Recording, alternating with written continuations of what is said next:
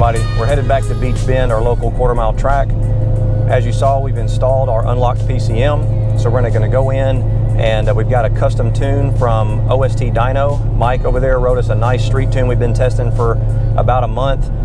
He adjusted a few things, gave me a little bit more torque, had the throttle come in a little bit sooner, adjusted the transmission shift points, made them a little bit firmer in certain situations. There's 24 or more transmission tables that you can go in and manipulate. I'm not even sure what they all do, but you have street, you have sport, you have track. So we've set it up so that it acts a little bit different in each one. In street, it's pretty mild-mannered. It's like you're just driving around normally. In sport, things get a little bit more spicy. Track, we just left as it is because I don't usually use track all that often. But in sport, the shifts get a little bit harder. RPMs rev out a little bit farther, make a little bit more power. Now, you're not going to see this content for a while. It's very late in the year in 2018. We're coming up on the very end of our season. I'm going to post this content later in the year, probably, or later next year, earlier next year, I should say, probably in early 2019 before we start going back to the track. So going to keep this a little bit secret for a while. So hopefully you enjoy it. You're actually looking back in time. We've actually had this done for a while, so I hope you enjoy. Now we've gotten the street tune dialed in pretty good, so there's not a whole lot of work to do there. However, we're going to get a nice tune for the track. And I'm going to be emailing Mike some data logs right from the track today, and he'll add power where he thinks that car can use it, and he'll take some away where he thinks it's hurting things. So a lot of times he'll dial the tune in custom for the car and the driver, and what you want is enough power to get off the line so you get a nice 60 foot, but not so much that you just blow the tires off every time you stomp on the gas. So he's going to work with me on that a little bit, try to get that 60 foot down nice and tight, and then make some power on the back end. We're going to put good fuel in the car. You've seen me talk about that before. We're going to run the Renegade 109 unleaded, 109 octane, and that Renegade fuel is an actual 109 like it's measured at the pump. I mentioned this before, the VP MS 109 is still a good fuel, but just to be aware, it's 105 octane at the pump. So I always set the car up so that on the drive to the track, it's about 90 minutes, so let's say 120 miles or so. I set it up so that as I drive to the track, the car is almost empty of the Shell 93 that I run on the street, and then I'll pour in the 109 octane race gas for the track, and then I'll drive the car around a little bit. I'll probably put the race gas in a little bit before we get to the track so that we're sure that the race gas is in the lines and all that stuff. Mike recommended that we be sure and do that, so we're going to stop, fill up the car with the race gas, and then get down to business. And this tune from Mike is both a PCM, or powertrain control module, or ECM, engine control module. A lot of people kind of call them the same thing, as well as a TCM tune. So he's tuned both the engine and the transmission. The TCM is the transmission control module. In the Hellcat, we are using HPTuners to tune the car. I've been super happy with that. I've been able to look over the data, look over the actual tunes that Mike sends me. I can see the changes, see what he's done, start to understand it more, and that's important to me. I want to know what's going on with the car. Mike's been super cool about teaching me. I can text him or call him, and he'll kind of walk me through, like, oh, this is what that does, and take a look at this and watch this in your data logs, and you'll kind of see where the changes are taking effect, how to read the data log more effectively. So big shout out to Mike at OST Dyno for that. And like I said, there's a ton of transmission tuning you can do. The biggest thing that makes these cars perform much better is extending the shift points. I looked in there, and from the factory, they're set to shift at 6,000. That's where the transmission is set to shift. However, if you look at the engine, the max RPM of the engine is set to 6,400. And in certain situations, like sport and manual, the car will shift at 6,250 because Dodge raised the shift points in manual mode in sport. The Demon, and I believe the upcoming Red Eye, will also shift at 6,400 transmission and engine from the factory. So they actually get a 6,400 or 6,500 RPM rev limit. So we're probably going to play with that some on the street. We've got mine set up where in regular drive, it shifts at 6,250. So if in drive, paddle, or normal driving mode, normal automatic, it'll shift at 6,250. In sport, Mike cranked up the shift pressure a little bit, so it shifts a little bit harder, and we're shifting at 6,500. And it shifts at 6,500 in drive sport, softer than it shifts at 6,500 in paddle sport. So if you click down on the paddle and get it in paddle mode, but leave everything else alone, you don't put the actual shifter in manual, It shifts a little bit harder, but it still shifts at that 6,500 RPM shift point automatically, which is awesome, because if you get into a little situation where you need that extra power on the road, you come across, let's say, a random Z06 or something, and you happen to be in Mexico, for example, you can just click that paddle and get down on it, and the car will shift on its own. You don't have to worry about it, but you're getting that extra performance. And I've worked with Mike at OST Dyno on tuning for a long time. He tuned the old car Orange Crush.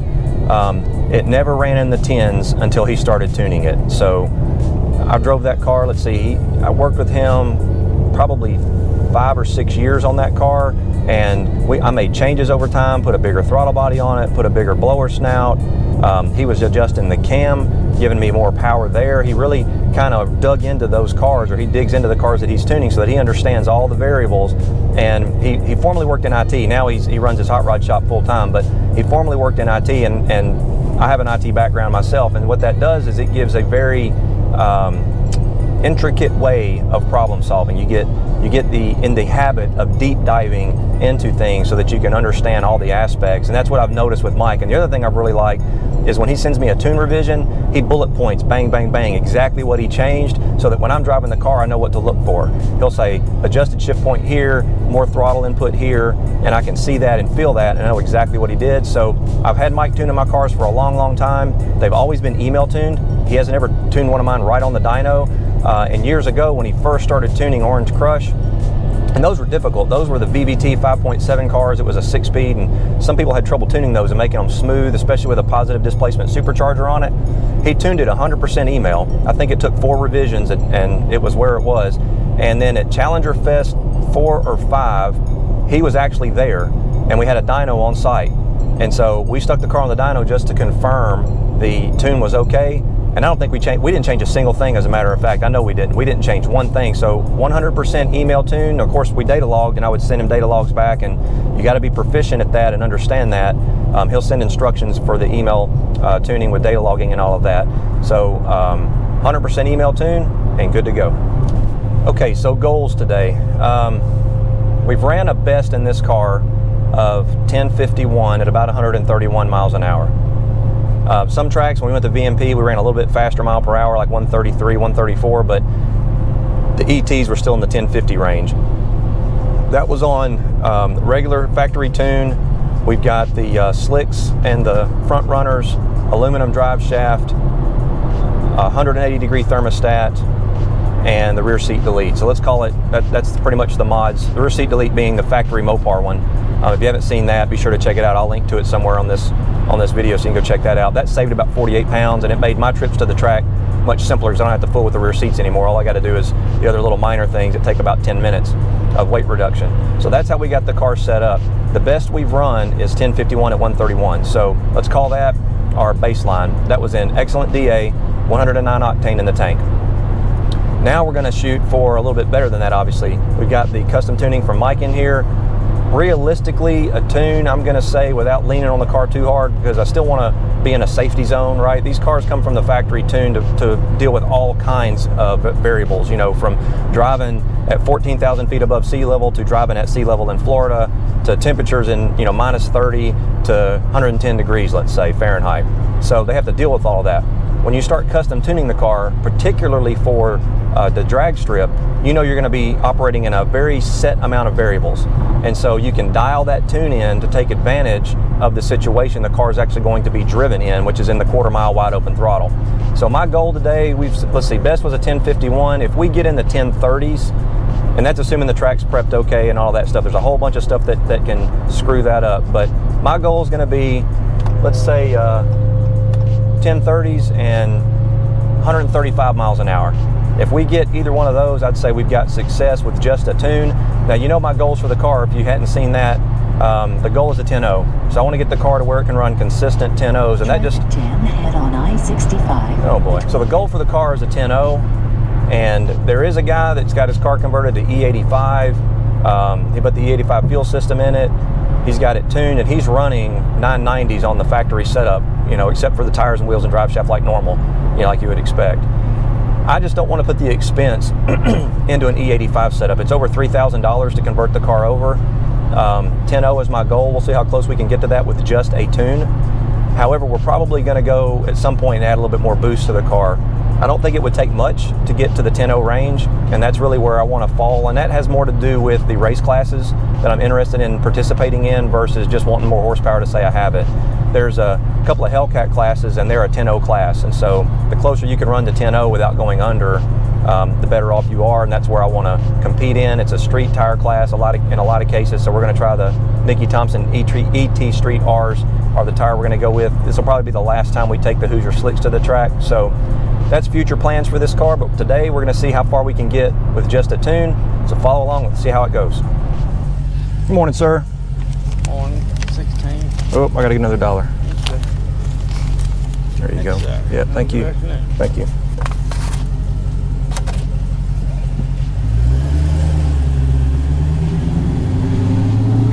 So Let me get my glasses up so I don't look tall. I found Speedy Senior. He actually went by Speedy for how long? 68 years. 68 years went by Speedy. Had the same license plate, Speedy, just like I do. Mr. Speedy? Mr. Speedy. Good to meet you, sir. Good to meet you, sir. Thanks, man.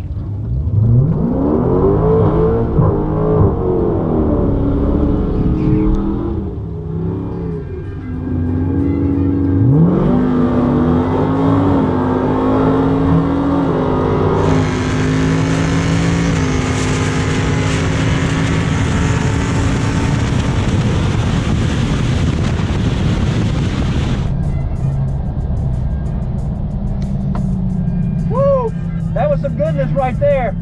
That was some goodness. Holy moly. We took out a massive Camaro. Wow.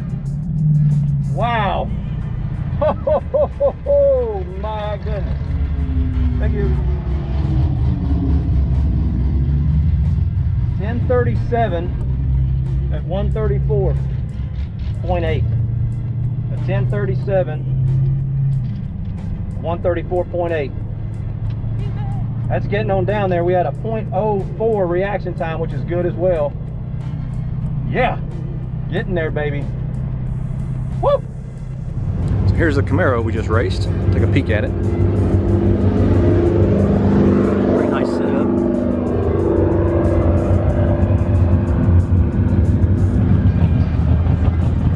Said it's a heads and cam car, naturally aspirated. It's got a good size slick on the back. 295 65 15.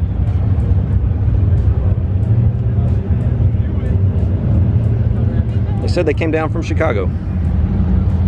So I'm gonna chill out a minute. We're gonna make one more run. Mike made 2 final adjustments. We're gonna see if we can improve on that 1037 just a little bit. And I'm gonna pack up, head back to Middle Tennessee. Have me a protein bar because I'm hungry. Not bad. And as usual at the track, I'm gonna take advantage of my burn box cool down feature. I love this thing.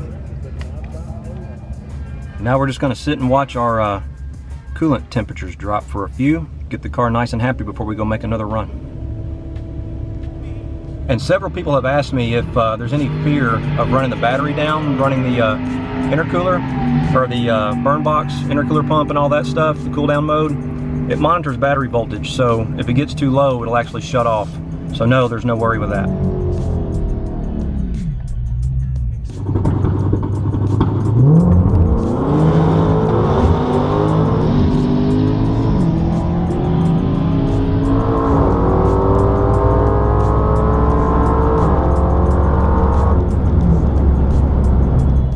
Well, that dude had a parachute, so I don't feel so bad. That dude had a parachute. He just smoked me.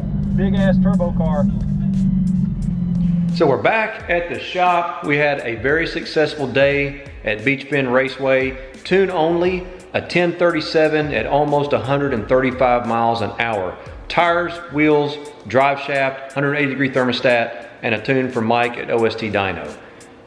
Phenomenal. I mean, that really exceeded my expectations. I said I hoped I would hit a 1030. So that I would push myself to get there and make sure that I was driving the car to the best of my ability, but honestly, I wasn't sure it would do it. And keep in mind, that was only on unleaded 109 octane. If we had put Q16 or one of those high octane 116 leaded race fuels in the car, we probably would have gone 10.0s maybe, 10.1 maybe. Now, The downside is that when I go to the track, it's usually a little bit crowded. We get to make 3 to 4 passes tops. That's usually all I get to make. And so I had just made that last pass. I emailed the data log to Mike. I was packing the car up. They had closed the staging lanes, and I got an email back from him before I finished getting the car wrapped up to head back home. And all it said was 1020s, and it had a tune revision. So maybe we could have actually hit a 1020 something at 135 or 136 miles an hour with just a tune. I'm making some changes to the car over the winter, so we're probably not gonna find out tune only, but trusting Mike's judgment, all he put in the text, the actual wording in the email was 1020. So who knows? Hopefully you liked the content. Give it a big thumbs up if you did. Hit subscribe if you haven't already. Be sure to check us out on Instagram. It's at Speedys_garage, as well as our website, www.speedysgarage.net, and hopefully I'll see you out there.